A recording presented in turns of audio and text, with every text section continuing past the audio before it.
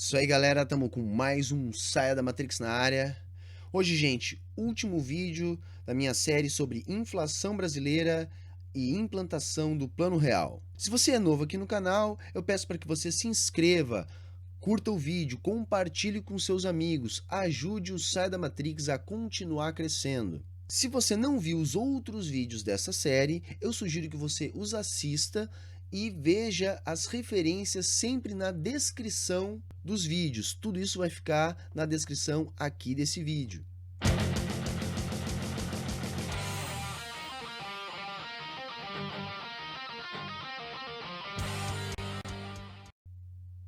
Bom, gente, se você caiu aqui de paraquedas, eu vou começar fazendo uma pequena recapitulação do que a gente vem tratando ao longo dessa série. Uma das coisas que eu acho relevante para o que a gente vai falar nesse vídeo lembrar é o fato de não termos a possibilidade de aferirmos a verdadeira taxa de inflação. A taxa de inflação é um índice que pode ser calculado de várias formas, e independente da forma que ele é calculado, sempre há um aspecto arbitrário, uma faixa de corte, por exemplo. Ou no mínimo você escolhe se você está vendo uma inflação do passado ou a partir de uma perspectiva de inflação para o futuro. Além das diferentes metodologias que existem para compor estes índices. Também vale lembrar que nós estamos estudando o período que começou com o golpe militar de 64 aqui no Brasil. Nesse momento, assume como equipe econômica do governo um grupo de orientação liberal, ortodoxa. Esse grupo assume para se contrapor ao Celso Furtado, um estruturalista latino que era o responsável pela política econômica do governo que foi deposto. Entre esses nomes destacaram-se Roberto Campos, Mário Henrique Simonsen, Otávio Gouveia de Bulhões e Delfim Neto. Neste momento, a inflação ela surgia como uma ameaça. E, portanto, como a equipe econômica era ortodoxa, ela partia de uma ideia da teoria quantitativa da moeda e, portanto, de uma ideia de moeda neutra. Ora, quem consegue conceber uma ideia de moeda neutra também consegue conceber uma ideia de inflação neutra. Daí surge a ideia da indexação, a partir de uma perspectiva liberal. É evidente que essa não era a única alternativa. Também existia a alternativa de uma política de choque para conter a inflação. Já que se admitia que a inflação poderia ter ou a causa de excesso de liquidez, ou seja, uma inflação causada por emissão de base, ou uma inflação de demanda. Uma ideia também seria o que se chamou de política de choque, ou seja, reduzir drasticamente a emissão. Porém, essa ideia se mostrou inviável. Tratava-se de um governo golpista que, como todo governo golpista, precisou de apoio popular para desferir o golpe. Como que um governo que necessitou montar uma conjuntura social que lhe apoiou vai justificar um agravamento brutal, radical de uma crise econômica 1 ou 2 meses depois da Revolução, já que foi assim que foi vendido todo o processo em 64? Daí então, a política vitoriosa neste embate de como controlar o problema da inflação foi a ideia da política gradualista. Uma política que visava indexar a economia, usando como âncora monetária o salário dos trabalhadores que seriam subindexados. Dessa maneira, haveria uma gradual redução da expansão da base monetária. Mas, como nós também vimos, e por isso eu comecei esse vídeo chamando a atenção para esse ponto, se você vai trabalhar com uma ideia de inflação neutra a fim de combater a inflação, você tem que indexar a economia. Para indexar a economia, você precisa de um índice de preços. Ora, se qualquer índice é arbitrário, você transformar um índice que é arbitrário, que é impreciso, num indexador que servirá para promover uma rígida indexação na economia, isto é um convite a causar distorções na economia. Dependendo do índice que você usar, como eu disse lá no início, o resultado vai ser diferente. E aí você transforma esse índice num valor contábil a ser aplicado em toda a economia. Isso gera uma insegurança que, em última análise, cai numa distorção da economia. O outro problema foi falado no vídeo passado. a inflação e a moeda não são neutras. A moeda porque não é um ticket, um vale, um passe escolar. Mas isso aí é um outro debate, simplesmente porque os ortodoxos não conseguem compreender essa ideia. Mas, como vimos no vídeo passado, a inflação brasileira também não era neutra. A curva, olhem lá, vai ficar linkado aqui o vídeo, não era uma curva de distribuição normal da inflação, era uma curva assimétrica, mostrando que a inflação não era neutra. Ora, dizer isso é dizer que na prática ela afeta os produtos na economia de forma diferenciada. Os produtos na economia eles vão ser afetados de acordo com a sua posição entre a média e a moda. E o resultado prático disso é que somente ou quase somente o governo consegue pagar a taxa de indexação.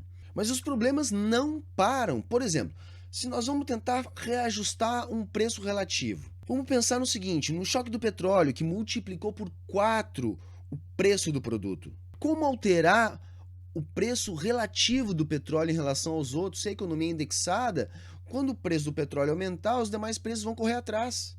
No caso, isso faz com que aconteça uma inflação muito maior do que deveria em função de todas as correções que acontecem no período. Portanto, a conclusão foi, ora, estamos falando de uma inflação do tipo inercial, ou seja, uma inflação causada por ela mesma.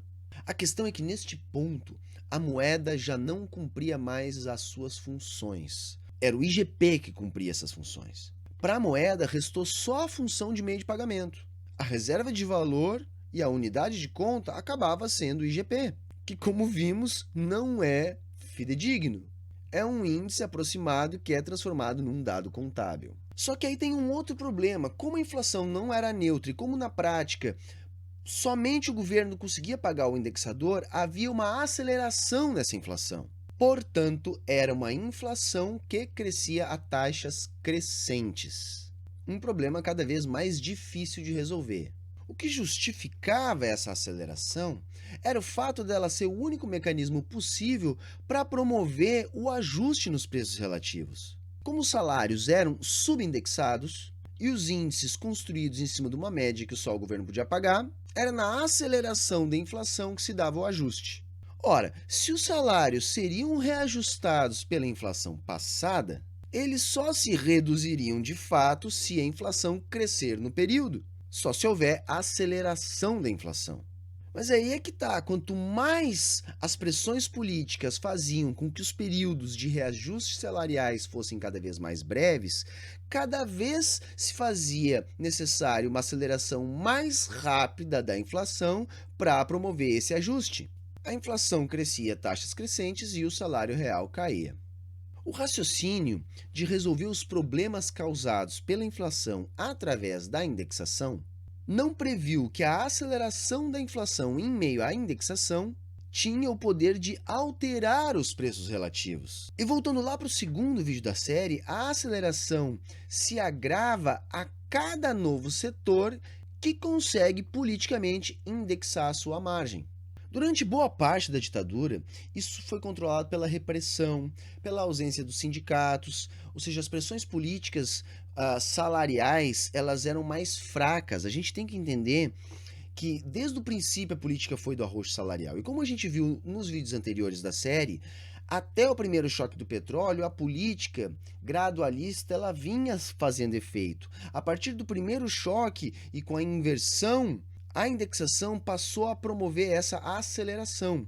Mas no mundo real, o que estava acontecendo? Todos os setores da economia estavam em disputa política. O governo querendo emitir menos base, os empresários querendo indexar suas margens e os trabalhadores querendo reduzir as suas perdas salariais, barganhando mais salários. Em meio a tudo isso, o Brasil vinha vivendo uma grave crise política e estava começando o período da distensão. No período da distensão, entra no jogo político os sindicatos, que começam a ter um pouco mais de flexibilidade para trabalhar. Ou seja, as pressões salariais se tornam mais graves. Mas vamos voltar um pouquinho para entender como é que se chegou nesse ponto. Como eu disse há pouco, até 74, o sistema da indexação funcionou. Se tornou imperativo alterar os preços relativos em 74, por causa do choque do petróleo. Nesse momento, a economia brasileira adota a política das maxi-desvalorizações, ou seja, passou a se usar o câmbio como vetor para promover a aceleração da inflação. Como? Sempre corrigindo o dólar acima da inflação.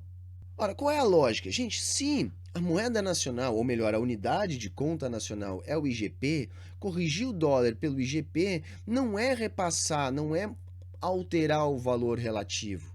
Para isso acontecer, o repasse tem que ser maior. Os liberais da época não admitem, mas a literatura ela dizia o seguinte, que o problema da inflação, como a moeda é neutra, como os preços são relativos no mundo liberal, o problema da inflação seria o peso morto. Eu não vou aqui explicar o que seria o peso morto da inflação. Eu vou deixar linkado aqui embaixo um vídeo da minha série de vídeos onde eu falo especificamente sobre o que é o peso morto da inflação. Resumindo, eles não viam essa inflação como um grande problema se os preços fossem tratados de forma relativa. Mas como a gente viu, de fato, a inflação é um grande problema. Mas aí vamos chegando no ponto que eu quero. Ora, se a gente tinha uma inflação persistente há tanto tempo, e se nos últimos tempos ela vinha acelerando forte, não havia mais como sustentar a moeda, não tinha mais como nós irmos na padaria buscar pãezinhos e para isso carregarmos cédulas na casa dos centenas de milhares. Não fazia o menor sentido fazer isso. Então, chegando no início dos anos 80, vai começar a nossa saga dos planos econômicos. O primeiro a sair do papel foi em 86, o Plano Cruzado. Em 87 já tivemos o Plano Bresser. Em 88 ali o Plano Verão, o Plano Collor em 90 e finalmente o Plano Real em 1994. Sendo que o Plano Cruzado ainda teve 2 tentativas, o Plano Collor também. Bom, nós vamos falar um pouquinho de cada um de agora em diante. O que é fácil de entender aí? Todos esses planos tinham a missão de desindexar a economia brasileira. Depois de muito bater cabeça, os economistas chegaram à conclusão que realmente o problema estava na indexação.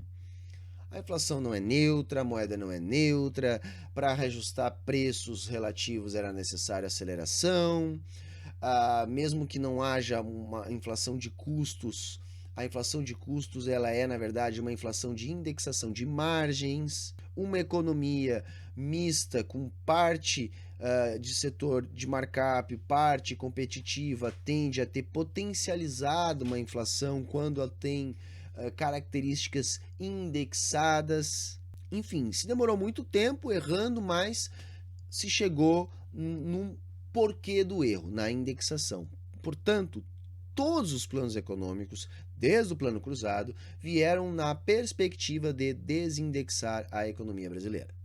E aí era uma grande batata quente, uma inflação explodindo, passando da casa dos 200%, um momento político delicado, os militares entregando para um governo civil de uma maneira complicada, foi uma eleição no Congresso, as diretas não passaram, o candidato eleito no Congresso morre na véspera, assume o vice, enfim, complicadíssimo momento político e econômico brasileiro nessa época.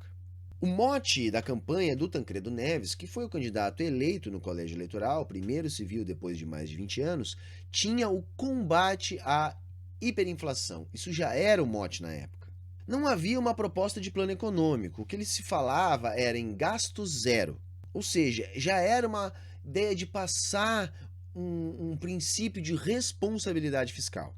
E era uma proposta bastante ingênua de simplesmente reduzir o déficit público controlando os preços das estatais e demais preços públicos e parar de emitir. Quando eles se depararam com a realidade, perceberam que era impossível cortar emissão, diminuir, fazer responsabilidade fiscal numa economia indexada. É nesse embalo que nasce o Plano Cruzado. E o que eu quero chamar a atenção nesse vídeo é que a ideia do Plano Cruzado, na verdade, ela perpassou todos os planos econômicos, inclusive o Plano Real. Portanto, olha só o que eu vou falar agora, eu vou gerar polêmica. Muita gente quer ser pai do Plano Real. Na minha avaliação, os pais do Plano Real são 2 ortodoxos, o Pércio Árida e o André Lara Rezende, porque a proposta era a proposta que na época ficou conhecido como proposta Larida. E nada mais era que a proposta inicial do Plano Cruzado. Bom, a proposta é a seguinte, gente. Vários setores da economia eram indexados, praticamente todos nessa altura do campeonato. Porém, tinham tipos diferentes de indexação. Vamos comparar, por exemplo, só os preços e os salários. Os salários reajustados anualmente. Então, o que acontecia com a curva, né, vamos dizer assim, de poder de compra do salário? No início do ano ela estava lá em cima e no final do ano ela estava lá embaixo. Quando começava o ano de novo, era reajustado. Se tu pegar os preços, no início do ano estavam lá embaixo, no final do ano estavam lá em cima. Só aí você já tem uma distorção. Agora, tentem levar isso para todos os setores da economia. Em todos haviam distorções. Eu estou imaginando aí como preços, tá, gente? A indexação do dólar, por exemplo, que era, vamos dizer assim, a indexação propositalmente mais fidedigna. E o dólar era o principal indexador dos preços. Essa mecânica ela acabava causando perda de poder de compra e impossibilitando a desindexação da economia. Isso impossibilitava a ideia de ir desindexando a economia por setores. O que se entendeu era, tinha que se fazer uma desindexação só, porque a cada desindexação mexeria em toda a estrutura dos preços relativos.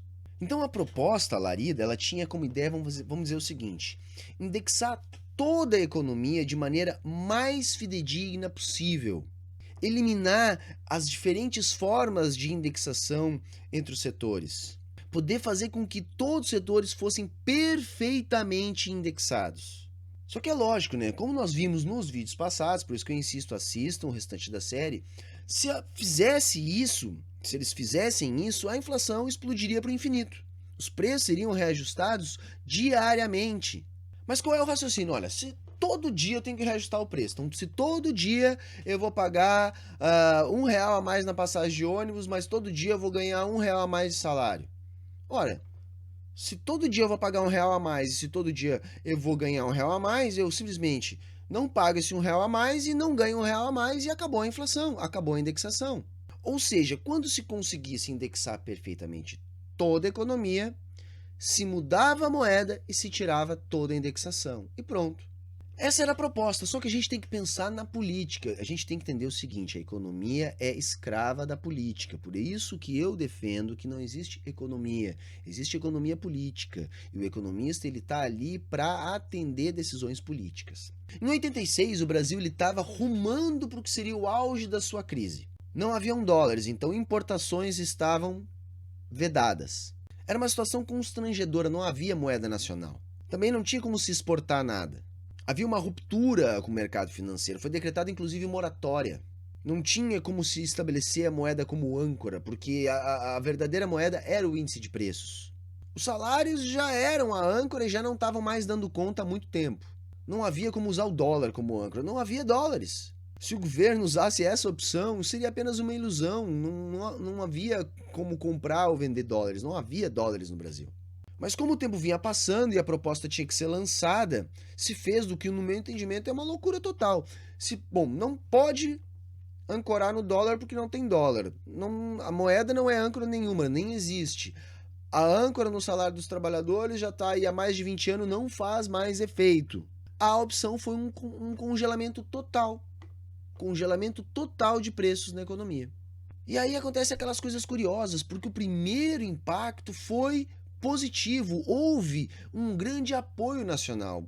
Tem que ver que o Brasil estava convivendo com uma superinflação há mais de uma década. A população já não aguentava mais aquela inflação. Uma inflação que impossibilitava, por exemplo, qualquer tipo de compra a prazo, qualquer tipo de planejamento econômico familiar. Então houve adesão e no primeiro momento houve sim a redução drástica da inflação no plano cruzado. Em 85, a inflação tinha fechado em 235%. No mês da implantação do cruzado, ela foi a quase zero. No mês anterior, ela estava em torno dos 40%, se não me engano. Só que o que aconteceu, gente? É lógico, a partir do momento que se acabou com a inflação, se explodiu a demanda por moeda. Porque houve um rápido aumento do consumo.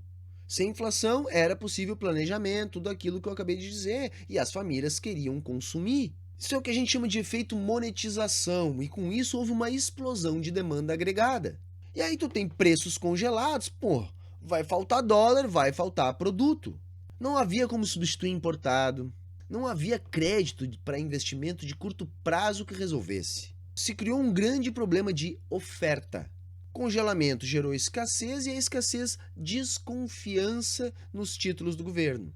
O que aconteceu? Houve uma perda de valor e a inflação naquele ano já fechou em 65%. Teve a primeira tentativa, depois teve a segunda tentativa, comoção nacional, campanha de TV, e o efeito foi exatamente o mesmo. No ano seguinte, então, vem o Plano Chico Lopes, que acabou ficando conhecido como Plano Bresser, que era basicamente a mesma coisa, um novo processo de indexação a fim de purgar as imperfeições, as distorções, e depois um congelamento. Foi tudo feito bonitinho, se equalizou salários, preços, câmbios, se indexou perfeitamente, se congelou, mas o problema, gente, continuava sendo o mesmo. E a âncora? O que seria a âncora? O que impediria um preço de ficar perseguindo o outro? Depois de 10 anos de indexação, de inflação alta, os agentes econômicos já tinham a indexação como algo cultural, eles já não repassavam para os seus preços os custos, eles já calculavam suas margens com base nos outros setores. E isso é tão sério que até hoje a economia brasileira é muito indexada, embora a gente não perceba. Sem âncora, a inflação voltou. Chegamos então no Plano Collor. O Plano Collor é o que vai diferenciar um pouco dessa proposta larida aí. O Plano Collor vai ser o quê? Aquela primeira ideia lá dos militares da política de choque. Portanto, também era um plano de linha ortodoxa liberal, o Plano Collor. Muito mais ortodoxo e liberal até mesmo que o Plano Larida, que seria aí uma síntese neoclássica e mais pendendo para o lado ortodoxo.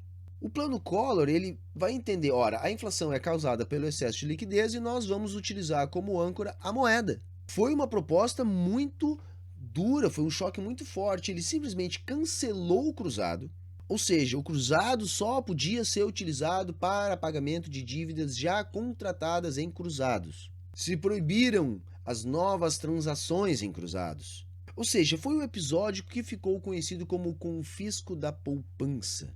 Ou seja, o governo fez um cálculo entre o que o indivíduo tinha e o que ele devia, e o que ele transformou isso, fez um cálculo do valor do que era o cruzado para a nova moeda do cruzeiro, e o resíduo, ou seja, o que sobrava, ou seja, o que ele não tinha comprometido, ele simplesmente deu para cada agente econômico 50 cruzeiros. 50 conto para cada um. Ele fez essa correção através de uma série de decretos baseados em média, ou seja, os preços são indexados e corrigidos, e depois convertidos. O saldo, ou seja, a sobra, o saldo bancário, se converteu em 50 cruzeiros. Não interessa quanto é que o camarada tinha lá. Os cruzados em circulação só serviam para pagar contas antigas em cruzados. Gente, ele acabou com a base monetária do país. Quer dizer, sim, eu acho que é o ápice do que a gente pode imaginar de proposta ortodoxa, né? Então, se o problema da inflação é o excesso de dinheiro, ok, acaba o dinheiro do país. Foi isso que o Collor fez. Claro que isso não vem sozinho, isso vem junto com algumas inovações também de cunho liberal. Uma delas é o câmbio flutuante, uma abertura do mercado para os importados. Isso aí serviria, segundo eles, para evitar o desabastecimento. Então, quando houvesse a explosão de demanda com a valorização da moeda, isso seria, vamos dizer assim, resolvido com a oferta de produtos importados, por isso a abertura econômica. Só que isso tem um problema grave, quando você elimina dessa maneira tão brusca a quantidade de meios de pagamento, você gera uma série de problemas na economia. Problemas graves, problemas de empresas que não tinham como manter suas produções, problemas no sistema de saúde, problemas no setor de varejo. Enfim, o governo então começa a abrir ali algumas linhas especiais para irrigar com crédito o mercado. A princípio só em setores vitais, de maneira esporádica, mas você sabe como é que é governo, né? Seus apadrinhamentos, seus deveres políticos. Ou seja, se era injetado dinheiro em alguns setores, alguns preços eram corrigidos e aí, meu velho, indexação. Voltava o velho problema da indexação, ou seja, a inflação volta ainda com mais força. Um outro ponto interessante que a gente tem que citar aqui no vídeo é o seguinte: tanto tempo de inflação alta, a gente criou um tipo de agente econômico no Brasil sustentado pela indexação, sustentado pela inflação alta, sustentado pelos juros pagos na indexação da inflação alta. Isso também se transformou num fator complicador, eram pessoas ricas, poderosas, influentes, capazes de fazer lobby na política. A situação vai começar a mudar em 93. Em 93, numa negociação que já vinha de antes, mas que neste momento estava sendo encabeçada pelo Pedro Malan, o Brasil consegue fazer a sua renegociação da dívida externa, que era um problema gravíssimo que impedia também a estabilização da economia. O Brasil foi o último país latino-americano a fazer isso, justamente porque era o que tinha a maior dívida. Foi uma negociação que deu margem para o Brasil sair da crise. A dívida brasileira foi transformada numa série de títulos, alguns de longo prazo, alguns de curto prazo, com diferentes indexadores, com descontos para os de curto prazo, outros com prazos generosos. Esses títulos ficaram conhecidos como a carteira de títulos Brady, né, que seria alusivo a Nicholas Brady, que foi o cara lá do Tesouro Americano responsável por essa negociação. Esse foi o primeiro fator fundamental para a implantação do real. Com a negociação da dívida, o Brasil teve acesso a linhas de crédito, empresas brasileiras tiveram acesso a linhas de crédito, começaram a entrar dólares no Brasil. O Brasil pôde fazer novos acordos internacionais em dólar. E em pouco tempo depois da negociação, já ali no início de 94, o Brasil já acumulava cerca de 40 bilhões de dólares em reservas internacionais. A inflação continuava subindo e começa o trabalho no Plano Real. E aí eu quero chamar a atenção, foi retomada a proposta Larida, tal qual o decreto que havia sido rejeitado lá em 86, no primeiro esboço do que viria a ser o Plano Cruzado. Bom, inicialmente se fez a mesma coisa que no Plano Bresser e que no Plano Cruzado, buscou-se reajustar, buscou-se uma melhor indexação, buscou-se indexar os preços de maneira mais fidedigna. Nesse processo surge a URV. Por quê? Porque como os preços estavam sendo reajustados diariamente, criou-se a URV, Unidade Real de Valor, que era uma espécie de índice também, ou seja, era um índice usado para fazer a conversão do valor na hora da compra. Funcionava assim, você tinha lá o preço expresso em cruzados ou em cruzados novos, nem lembro mais qual era a moeda na época, e quando você ia pagar, havia uma tabelinha da URV, que era corrigida diariamente pelo dólar, que era o melhor indexador, e aí você convertia para saber o valor do preço do produto. A URV foi uma grande sacada, uma sacada heterodoxa. Então, quando tem aquela dúvida se o plano real foi ortodoxo ou heterodoxo, eu normalmente digo que foi um plano ortodoxo, porém a URV é sem dúvida uma ideia heterodoxa. Ou seja, a URV era uma coisa que foi fundamental, porque ela serviu como o indexador total real, aquele que realmente conseguiu eliminar as distorções. Foi feito isso para evitar a dolarização da economia, porque uma dolarização significava abrir mão da moeda soberana nacional, o que impede o país de fazer política monetária. Foi uma boa alternativa, foi uma alternativa heterodoxa. Só que com a URV também havia uma outra ameaça. Os preços poderiam ser reajustados cada vez mais rápido. Isso acontecendo, a moeda perderia um valor muito rapidamente e isso poderia fazer com que a troca por uma moeda nova se fizesse necessária antes do país ter as condições que os economistas julgavam necessárias para que fosse bem sucedida a troca. Por exemplo, nesse meio tempo, era necessário, e era um medo da equipe econômica do governo, corrigir da maneira melhor os preços relativos. Se uma nova moeda fosse posta com distorções nos preços relativos, havia desconfiança que o plano poderia naufragar como os demais. Até porque o princípio era o mesmo. Como que o governo conseguiu isso? Havia uma certa defasagem entre a coleta dos dados, análise dos dados e divulgação dos dados, para que fosse feito o ajuste sobre o indexador. Num momento de inflação tão alta, o simples período que eu acabei de descrever agora já funcionava como um período de defasagem necessário que o governo necessitava para conseguir tempo.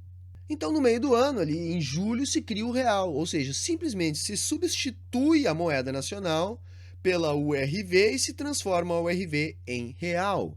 Como a URV era indexada ao dólar, que era o melhor preço indexado, o real nasce também indexado ao dólar. Não há no início câmbio flutuante, há um câmbio 1 para 1. A novidade nisso tudo é que não houve, por exemplo, uma regra de conversão via decreto. Não, tudo foi ajustado pelo próprio mercado. Não houve congelamento de preços, nem nada disso. Em todas as outras tentativas, sempre tu tinha que fazer novos acordos, tinham dívidas pré-fixadas, gerava uma série de complicadores. Como agora a economia já vinha trabalhando há algum tempo com a URV, já havia ocorrido o tempo necessário de ajustes destes contratos para o URV. Quando vem o real, os contratos, a economia já trabalhava na URV. Por isso houve essa facilidade. Tá, mas e a âncora? Bom, a âncora era o câmbio fixo. Qual a diferença? A diferença é que agora se tinha dólares para fazer isso. Lembra que eu falei que o Brasil conseguiu acumular algumas reservas depois da renegociação da dívida? No resto, o filme foi muito parecido. Explosão de consumo, a abertura econômica que o Collor já tinha feito foi ampliada para suprir, vamos dizer assim, o desabastecimento. Com mais dólares na economia, mais linhas de crédito, aumento de produtividade. E o principal, a cerejinha do bolo, que no meu ponto de vista talvez seja hoje o nosso grande calcanhar de Aquiles do Plano Real. As reservas que o Brasil tinha eram para o início do Plano Real. Era necessário manter a entrada de dólares. E como é que foi feito isso? Foi feito isso com a fixação de uma altíssima taxa básica de juros da economia. O Brasil não tinha uma dívida grande. O Plano Collor praticamente eliminou a dívida pública brasileira. Quando o Plano Real começou, a proporção dívida-PIB era algo em torno de 20%, baixíssima. E aí o governo faz o quê? Faz uma indexação de uma moeda ao dólar, ou seja, a nossa moeda, os nossos títulos eram pagos com valor indexado ao dólar, com uma taxa superior aos 40%, se eu não me engano, no auge dessa maluquice aí chegou a 45%, a taxa básica de juros do Brasil, com títulos de curto prazo. Ora, isso fez com que entrassem muitos dólares no Brasil. Entraram tantos dólares a ponto do governo deixar a moeda flutuar para baixo. O dólar chegou a estar 0,85. Claro que o reflexo disso vai ser a explosão da dívida, né? Os primeiros anos do Plano Real, ali a proporção dívida-PIB salta de 20% para 45% para 50% do PIB. Ou seja, há um aumento aí de pelo menos 150% na proporção dívida-PIB durante a implantação do Plano Real. Fato que eu sempre acho curioso, porque implantado por ortodoxos que sempre advogam a redução do déficit, pois foram eles mesmos que provocaram a primeira explosão do déficit. Não que eu ache isso um problema per se, eu só acho um pouco contraditório o discurso dos liberais. Essa política de câmbio depreciado também gerou problemas. Primeiro no setor agrícola, que vai começar a acumular perdas, e segundo, a desindustrialização. Se nós olharmos para o que diz lá o Atlas de Complexidade Econômica, de Hidalgo, que eu vou falar no próximo vídeo, a gente vai ver que o Brasil ele vai perdendo complexidade econômica, e isso começa a partir dos anos 90 e se acentua no período que eu estou falando para vocês agora. Houve sim uma redução da desigualdade pelo acesso ao consumo, mas havia a preocupação da desindustrialização e a insatisfação do setor agrícola. É nesse contexto que entra o Gustavo Franco. Eu acho que a participação relevante dele nessa jogada toda foi essa. Ele vai introduzir a ideia de desvalorização cambial. O câmbio permaneceu flutuante, porém ele introduziu uma ideia de desvalorizar 6% ao ano o câmbio, como atuando no mercado de câmbio, vendendo dólares, basicamente. Reparem bem no que eu estou falando, não falei ainda em tripé macroeconômico, eu não falei ainda no modo automático do Plano Real. O Plano Real nasceu, primeiro, de uma capitalização, que só foi possível com a renegociação da dívida. Segundo, com a indexação total e com a ideia heterodoxa da URV, que conseguiu eliminar as distorções que sempre aconteciam na transição da moeda. E depois, com a fixação de uma taxa de juros estratosférica para forçar a entrada de dólares no país, já que a moeda era indexada ao dólar. Daí em diante, o plano precisou de uma série de ajustes. Eu não vou aqui continuar entrando muito nesses ajustes, vou falar apenas dos iniciais, e eu acho que o mais relevante é esse do Gustavo Franco, da política de desvalorizações, ou seja, o câmbio é flutuante, o que é uma das bases do tripé macroeconômico, porém, como acontece até hoje, o governo é atuante no mercado de câmbio a fim de levar o câmbio para o patamar que deseja. Portanto, quando o dólar chegou a esse patamar aí do 0,85, começou a haver uma política de reposicionamento do câmbio a fim de deixar a nossa economia um pouco mais competitiva em termos de exportações. E também para evitar a aceleração da desindustrialização da economia.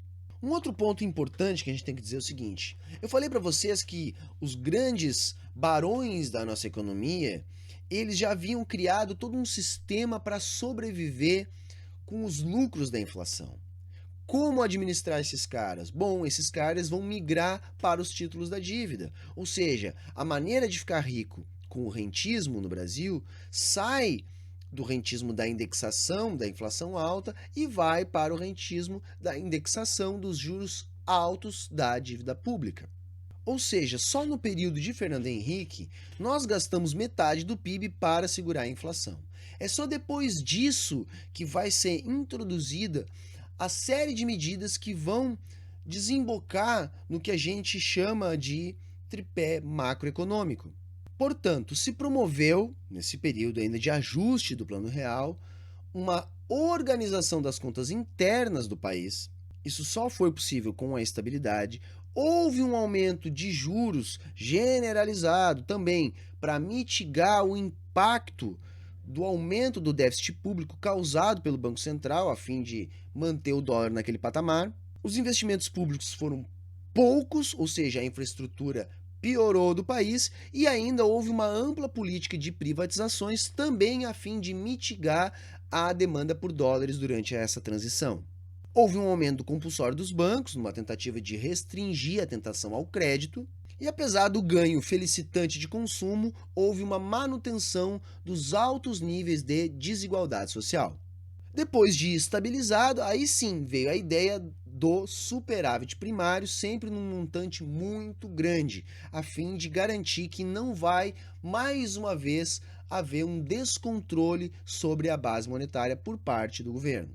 Esse superávit, ele sempre é calculado mais ou menos com base nas metas de inflação. E a política de juros é utilizada para atingir e deixar o governo sempre dentro da margem da meta. Por que o alto superávit primário? Bom, isso também é uma concepção bastante ortodoxa, porque há um entendimento na ortodoxia que de nada adianta juros altos com déficit alto. Se há um déficit alto, os agentes econômicos entendem que vai haver emissão de base para cobrir o déficit, prevêem inflação e a inflação projetada do futuro é ajustada hoje. Também vai ficar linkado aqui embaixo um vídeo onde eu falo disso e sobre os modelos de expectativas racionais. Daí então a ideia de um grande superávit primário, uma meta de inflação e um câmbio flutuante. Ou seja, a grande preocupação no final era manter a estabilidade do dólar, que continuou como grande indexador, assim como o salário mínimo. O salário mínimo no início foi fácil, se indexou de maneira a não ter ganhos, e o dólar acabou se ajustando de modo a também se manter sempre estável. Porque sempre existe aquele medo da indexação voltar e disso gerar aquela corrida dos preços uns atrás dos outros. Bom, gente, de lá para cá, muita coisa mudou. A economia se estabilizou, os juros caíram, o real se mantém estável. Há uma geração inteira de brasileiros que desconhece a inflação, que desconhece a indexação. E de lá para cá, muita coisa poderia ter sido feita de maneira diferente. Eu tenho uma posição bastante crítica ao momento da economia brasileira, mas a gente tem que reconhecer que o Plano Real foi uma grande empreitada, uma grande aventura e que funcionou para resolver um problema crônico. Sem estabilidade, nós não teríamos nada. A gente pode discutir o que veio depois. Por exemplo, eu entendo que com uma taxa de juros alta como nós temos hoje em dia, não há espaço para crescer a indústria. Nós temos uma taxa de retorno médio da economia menor do que a taxa de juros. Então, é lógico que o agente econômico vai ficar na preferência do mercado financeiro. Mas isso é um ponto que a gente pode esmiuçar mais num outro vídeo. Por que que não houveram avanços depois desse período mais complicado de implantação do Plano Real? Então, que galera, a série vai chegando ao fim. A ideia era esmiuçar a inflação brasileira e contar para vocês a história do Plano Real. Vai ficar linkado aqui embaixo, na descrição, as referências da série, os vídeos citados, assim como os demais vídeos dessa série. Falou, valeu e até a próxima!